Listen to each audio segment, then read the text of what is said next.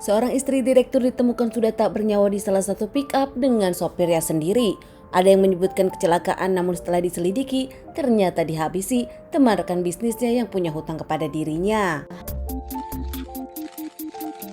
Kejadian kisah nyata kali ini terjadi di Pondok Gede, Bekasi. Sang suami bernama Abdurrahman Pelu, sementara sang istri bernama Barkahani dan punya 3 orang anak bernama Soraya, Sarah, dan Jihan. Sang suami Abdurrahman Pelu bekerja sebagai direktur di perusahaan sendiri. Mereka pun mengontrak di salah satu perumahan tempat tinggal keluarga Pak Pelu. Punya 2 pembantu, rumah mereka pun nampak selalu terlihat bahagia. Menurut para tetangga, keluarga ini tak pernah punya masalah dan jauh dari musuh. Bahkan para tetangga pun menyebutkan keluarga ini baik-baik saja. Dekat dengan para tetangga, dikenal dermawan dan dikenal baik.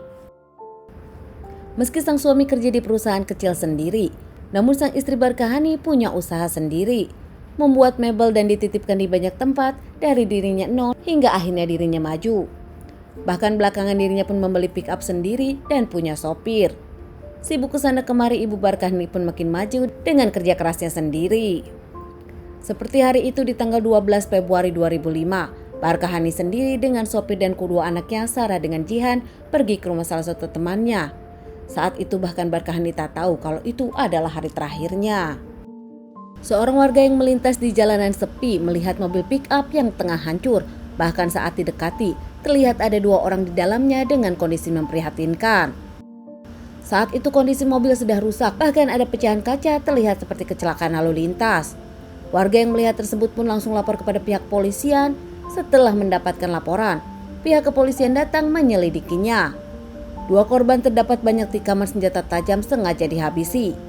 Usai dicek pihak kepolisian, mobil tersebut ternyata milik Barkahani.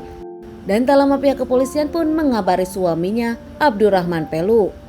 Setelah menginterogasi suami dari Barkahani pun menyebutkan korban tersebut adalah sang istri Barkahani dan sopirnya sendiri.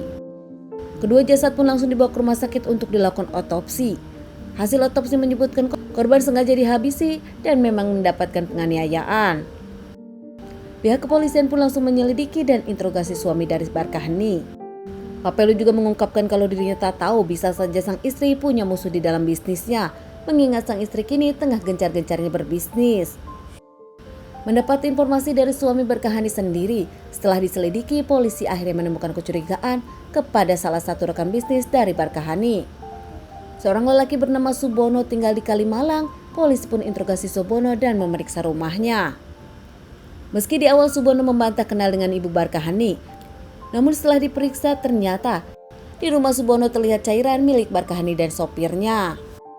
Diamankan oleh pihak kepolisian terkait permasalahan ini. Akhirnya Subono pun tak bisa mengelak, mengakui kalau dirinya pelakunya dan tak sendiri.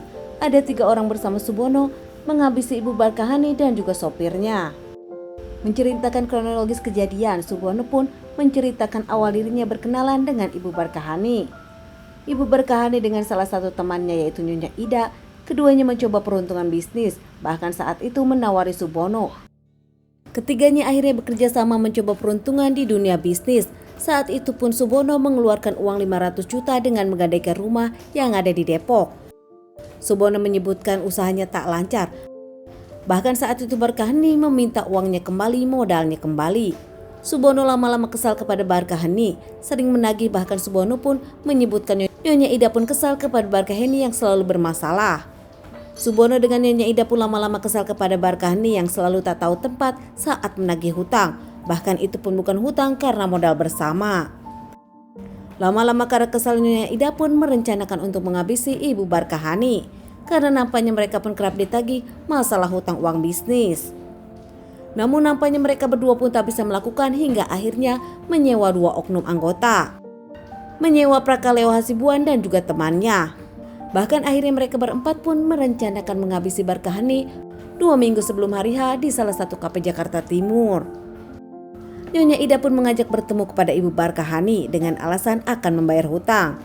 Saat itu ibu Barkahani membawa 2 anak dan juga sopirnya. Sesampainya di rumah Subono, anak-anak mengantuk dan ditidurkan di kamar.